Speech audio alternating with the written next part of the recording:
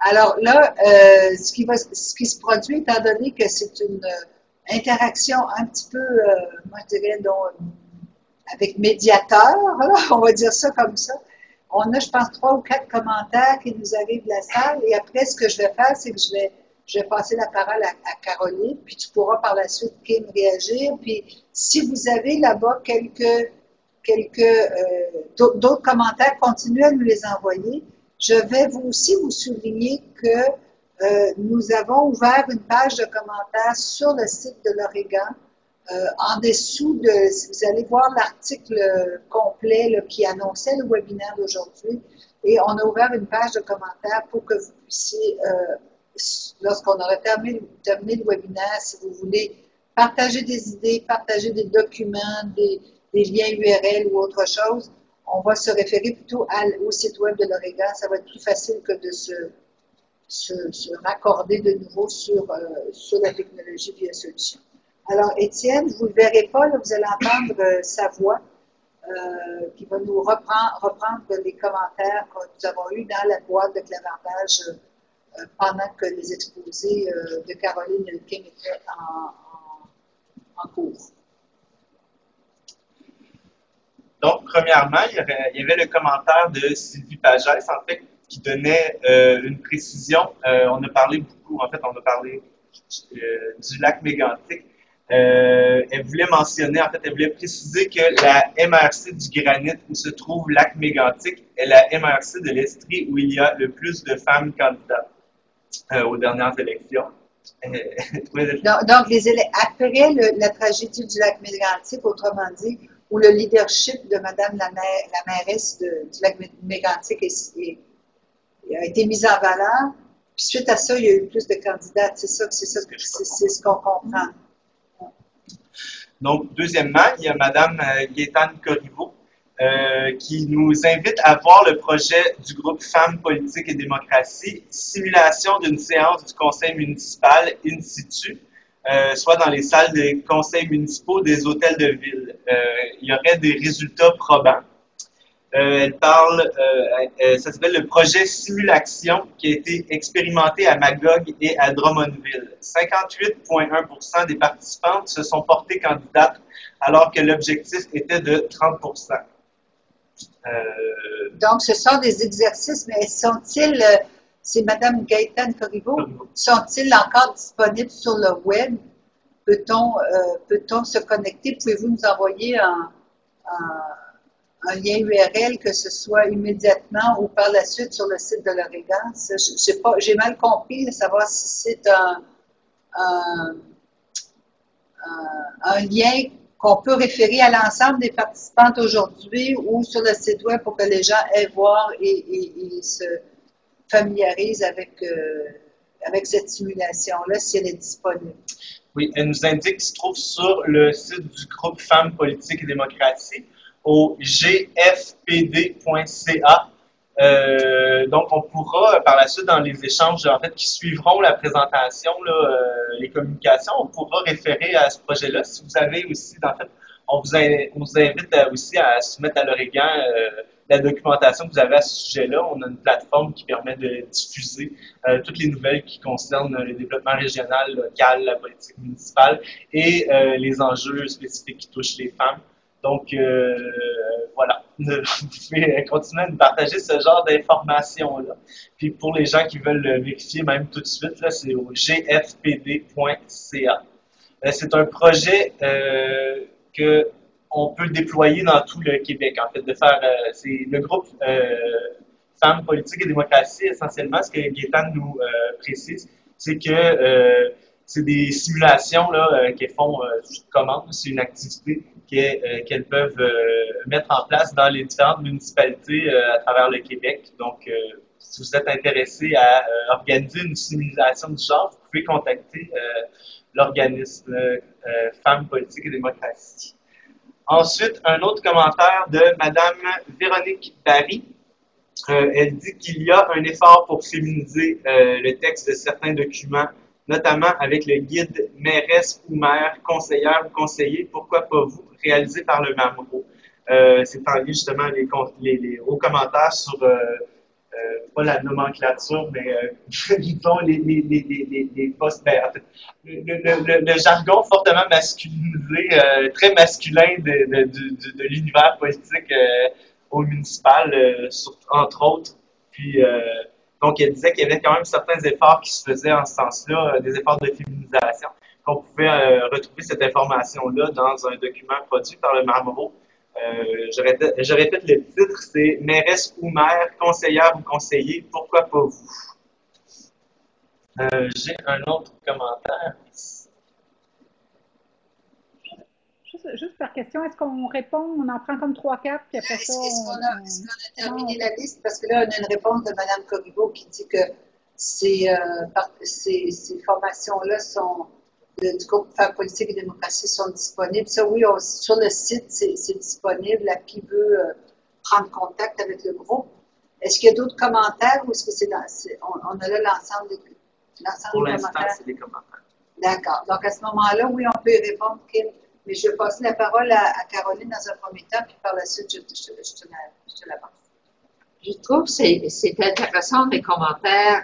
En fait, les 3 commentaires sont intéressants. On voit comment l'image, dans la première question de MRC de Granit, on voit comment les modèles sont importants. Comment, et je pense que c'est Kim qui le dit, quand on ne voit pas des gens, on ne peut pas imaginer être là.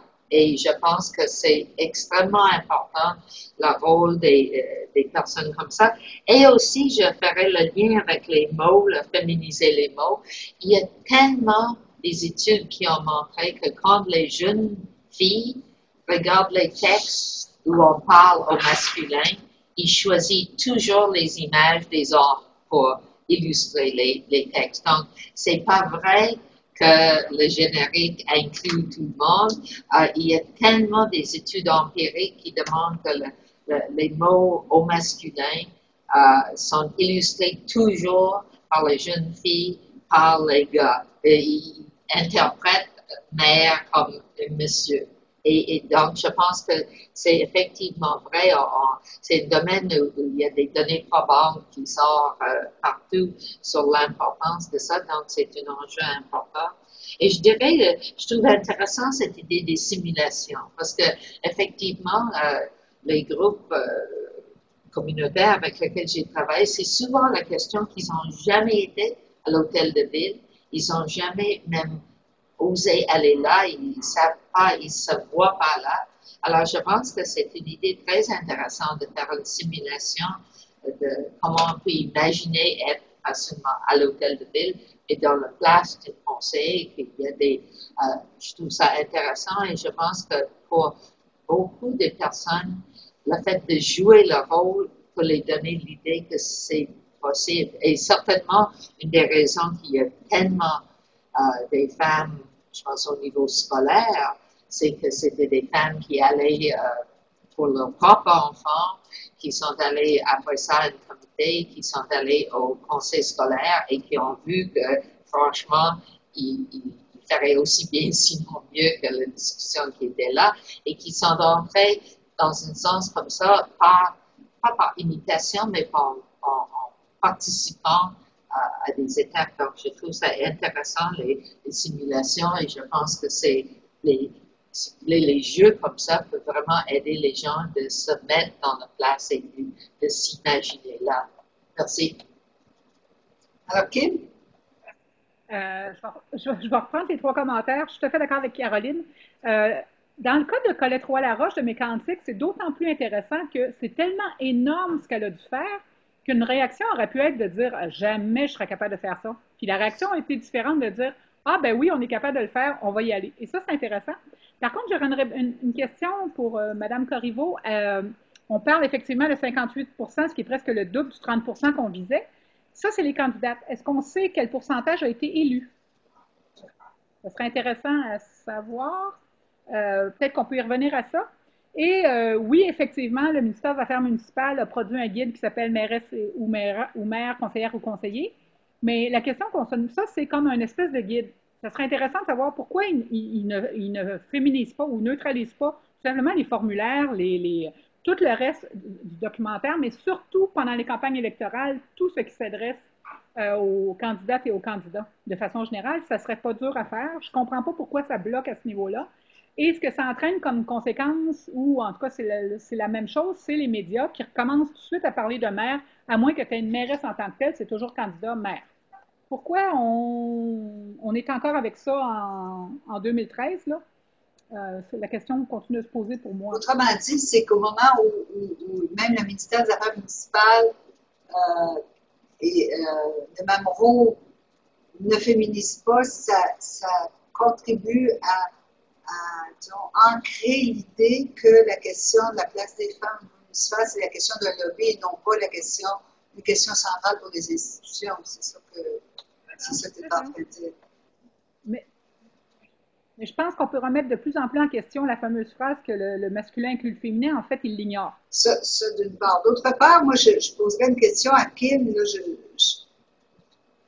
Est-ce qu'au niveau du lac Mégantic, est-ce qu'il ne s'agit pas dans ce cas-ci, parce que ce ne sont pas souvent les femmes qui viennent à la rescousse quand il y a des situations absolument désespérées. Il y a ça aussi. Là, quand la situation est plus facile, est-ce qu'on n'a pas une tendance à avoir plus de leaders masculins? Quand la situation est difficile, c'est sûr que la mairesse du lac Mégantic était présente au moment du désastre. Là. On se comprend et qu'elle l'a fait de façon absolument exceptionnelle. Mais là encore, pourquoi, peut-être pourrait-on en parler, pourquoi est-ce qu'on voit son action, son activité comme exceptionnelle? Quelles ont été les caractéristiques?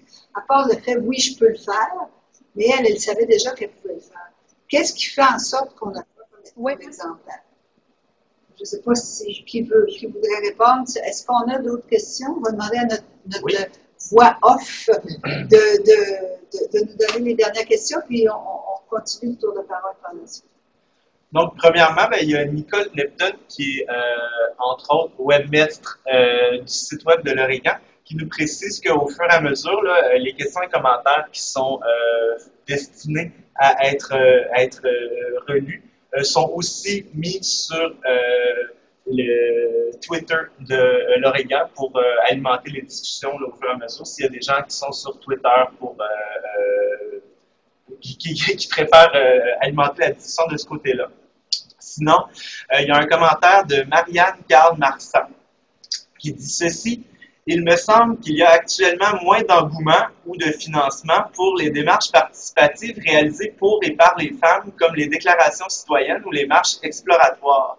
Comment peut-on relancer ces initiatives et démontrer leur pertinence en matière de participation des femmes au développement des villes?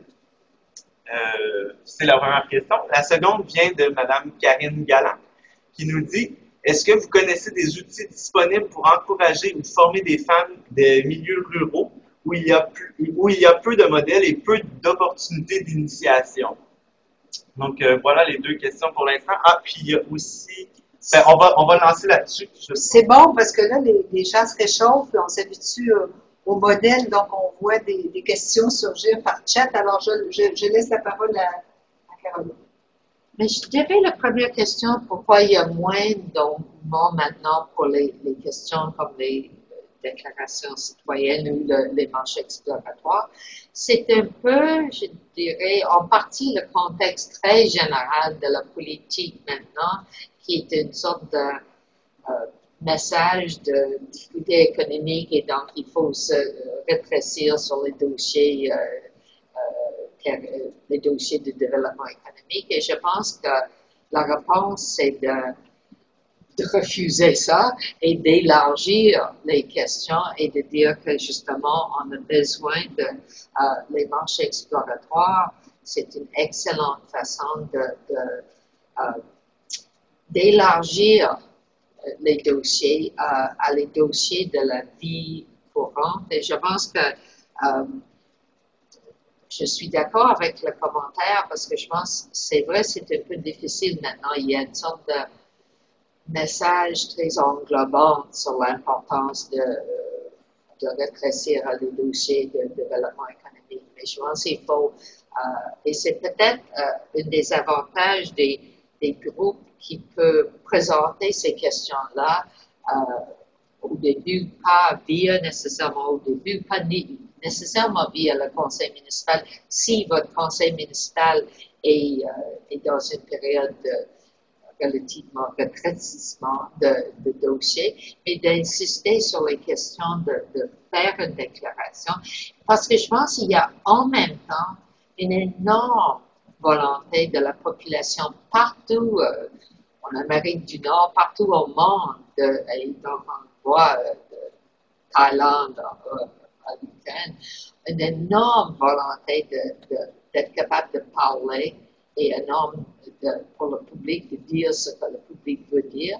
Donc, je pense que c'est un moment je dirais, de tension dans le contexte, qu'il y a ce rétrécissement vers une vision relativement étroite de dossiers de développement économique, mais aussi cette question d'une demande citoyenne de dire ce qui les semble important dans la vie.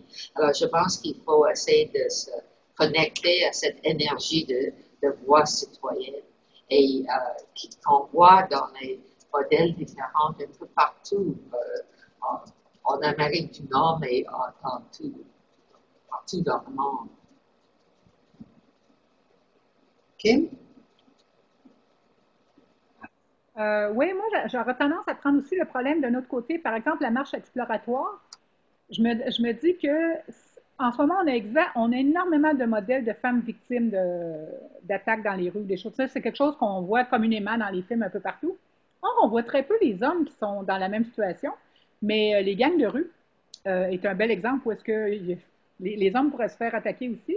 Et je me demande, tu sais, c'est parce que là, encore là, ça donne l'impression que on veut que les rues soient plus sécuritaires pour les hommes, mais on l'a vu dans l'exemple des stations de métro de Montréal qui sont maintenant rendues en verre plutôt que d'être en briques. Le plus bel exemple, c'est le métro Baudry, là, et que les hommes l'ont apprécié aussi. Fait que, tu sais, que tantôt, quand je disais, ça prend un argumentaire pour démontrer que ce qu'on fait, c'est pas justement une question de lobby, mais c'est une question que ça a du bon sens de façon générale. Et je pense qu'il y a un gros effort à faire de ce côté-là, même si je ne nie pas que les marches exploratoires sont importantes, là. Donc, on a 3 autres commentaires. Le premier de Amy Togo. Elle dit « Exemple du masculin qui ignore le féminin.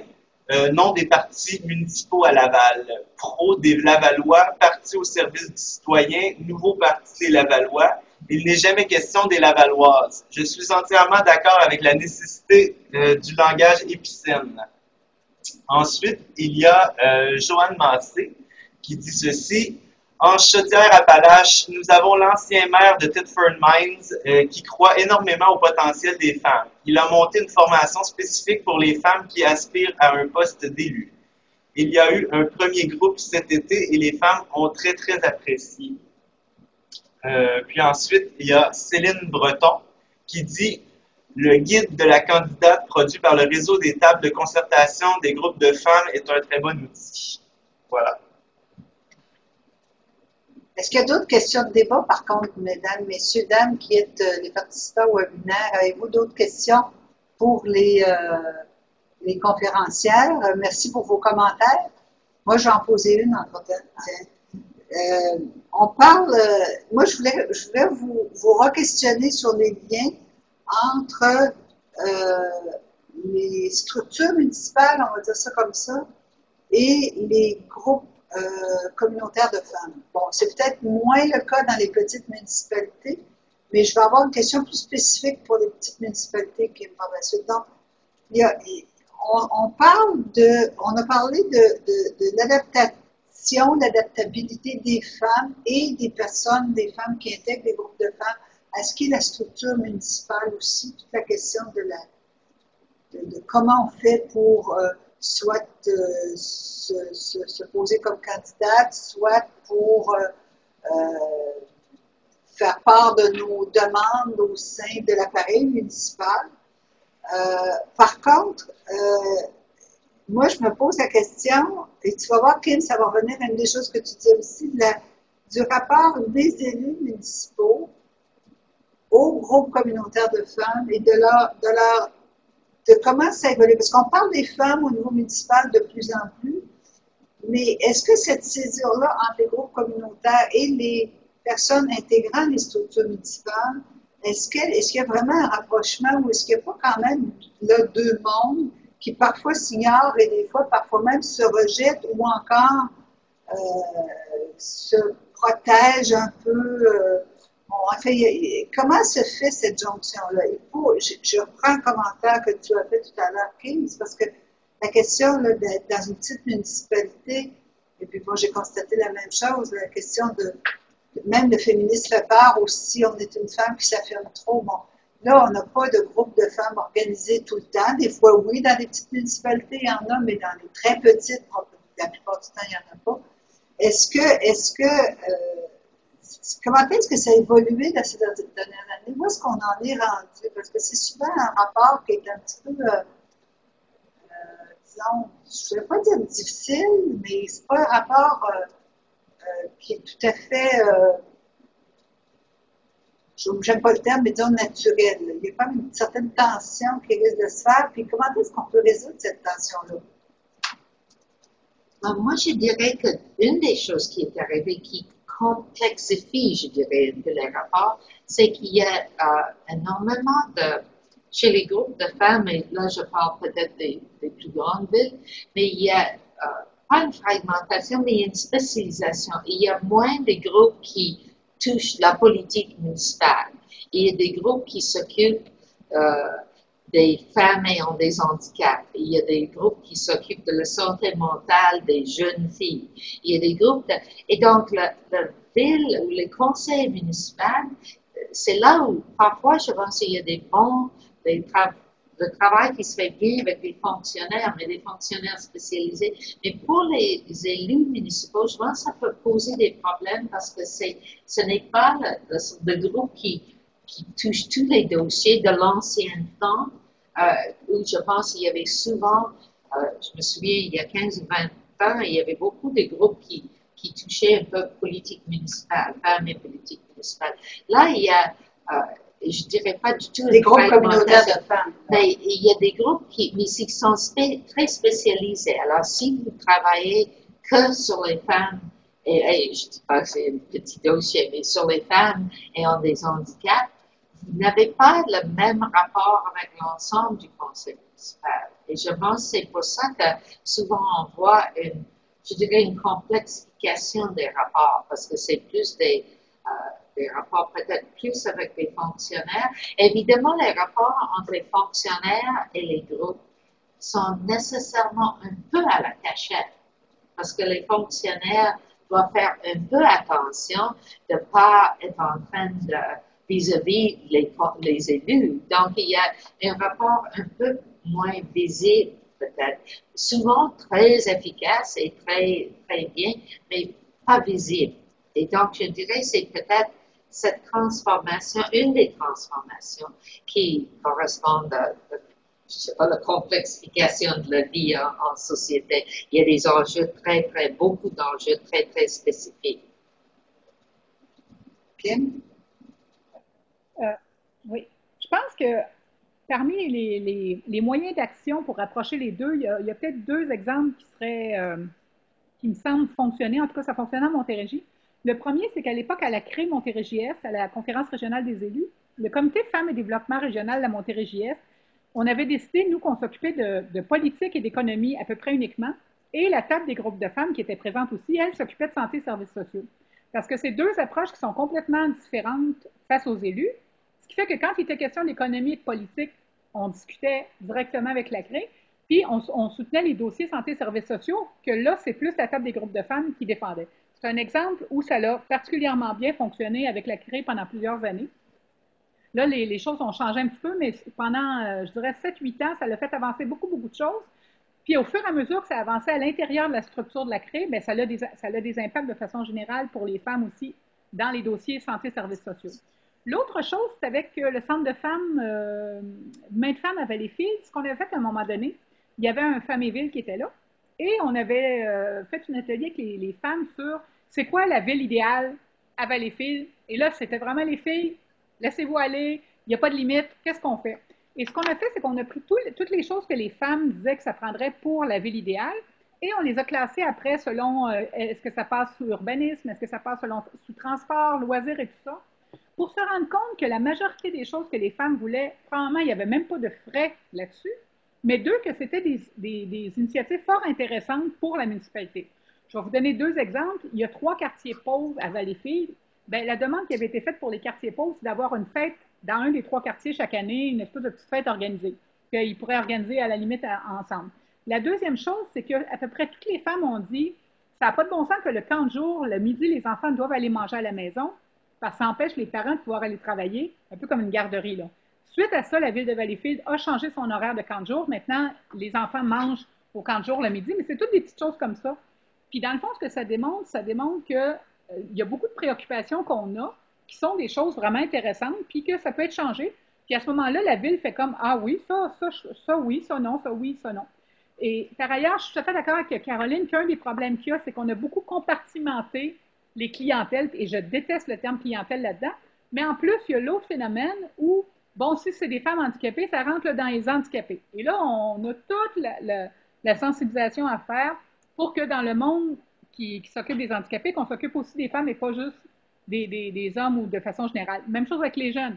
On a les femmes puis les jeunes. Donc, une fois que tu es jeune, tu n'es plus femme. Vous connaissez l'idée, là? Fait que c'est vraiment pas évident à faire. Il faut comprendre que les dossiers sociaux dans une municipalité, c'est peut-être 10% des autres dossiers aussi. Fait qu'on vient qu'on n'ait plus grand-chose, à moins de voir dans l'ensemble. C'est un peu ce que la Suède fait, hein? Dans l'ensemble des dossiers, par exemple, au niveau national, elle doit voir quel impact que ça a pour les hommes et pour les femmes. Et ça, à ce que je sache, on ne le fait pas encore dans aucune ville au Québec où on ne le fait pas de façon normale. Autrement dit, le transport, en quoi ça influence les hommes et les femmes, en quoi ça correspond à leurs besoins et leurs intérêts. Là, je fais une parenthèse. Vous savez qu'au Québec, puis je n'ai pas regardé ailleurs, mais au Québec, les femmes prennent beaucoup plus de transport en commun que les hommes. C'est du 60-40. Mais les hommes prennent beaucoup plus le vélo. Alors moi, si j'étais mairesse d'une ville, j'aurais tendance à me demander pourquoi, puis à chercher à augmenter le nombre de femmes en vélo, puis à augmenter le nombre d'hommes en transport en commun. C'est le fun, c'est des dossiers qui sont le fun à faire. Et ça, c'est l'exemple que vous donnez est très prenant. Moi, dans le système de transport public, je pense que c'était Calgary, j'avais demandé à la personne qui avait pensé à ça, jusqu'à quel point ils avaient tenu compte des choses qui disaient que les hommes ne prenaient pas des autobus. Et la personne m'a regardé et dit, ben oui, évidemment, il faut constater que les hommes n'aiment pas les autobus. Et tu dis, c'est bizarre, mais et comme vous dites, le transport, les autobus, en partie pour les raisons financières, les gens qui ont une voiture pour 2 personnes qui travaillent, devine qui a d'habitude de voiture, mais aussi c'est préférences des hommes pour, ben, peut-être bon s'ils prennent plus des bicyclettes, ça je ne savais pas, c'est excellent, il faudrait pousser les bicyclettes dans les villes pour avoir mais c'est sûr que c'est une constatation un peu partout que les autobus, et c'est une sorte de presque préjugé, il n'y a pas de raison nécessaire pour ça, mais c'est très clair et c'est très compris par les urbanistes et par les gens qui font la planification des systèmes de transport, que c'est une vraie limite, contrainte à leurs activités. Mais ça dépend par contre du système de transport, parce que j'ai le plaisir d'être en Europe dernièrement. Il y a des systèmes de transport en commun dans certaines villes qui sont tellement efficaces et qui roulent bien, où est-ce qu'on voit juste des bisous qu'il y a à peu près autant d'hommes que de femmes. Oui, et ça dépend de l'accessibilité du transport, j'imagine du temps de déplacement aussi. Bon, alors, moins tu as d'autobus, moins tu peux te rendre efficacement à l'endroit où tu veux te rendre, plus ça te prend du temps. Alors, plus tu as accès à certaines ressources économiques, alors moins tu vas prendre l'autobus. Je comprends, c'est tout lié, ça. Des chercheurs australiens ont fait beaucoup de recherches sur l'esthétique du transport en commun, en calculant qu'une des choses que les hommes n'aiment pas, c'est que c'est pas beau. Et quand vous considérez le montant d'argent dépensé dans le monde pour vendre les voitures privées pour leur esthétique, quand vous commencez à regarder une annonce, vous ne savez pas de quoi il parle. Et après ça, c'est les annonces de voitures privées. On calcule que les Australiens on fait énormément d'études pour tenter de mesurer, pour tenter d'imaginer le transport public plus esthétique pour cette question-là. C'est drôle, puis je laisse la parole à Étienne juste après mon commentaire, c'est que, petite tranche de vie, là, j'arrive de Grenoble, et là, c'est le tramway, et dans le centre-ville, il est très esthétique. Il est très efficace, il est très esthétique, et on peut se promener dans les voies de tramway, ensuite en vélo si on veut, il y a beaucoup de vélos aussi, mais c'est vraiment, là, c'est une simplicité, donc, c'est intéressant à voir que tous les éléments qui sont conjugués, mais ce sont malheureusement, comme tu disais, des éléments qui sont trop peu pris en compte. Ici, on a un exemple un peu négatif de la mise en service d'un rapibus à Gatineau. Et là, bon, il n'y a pas d'études hommes-femmes, ça, je me mettrais de la main dans le feu qu'il n'y en a pas eu.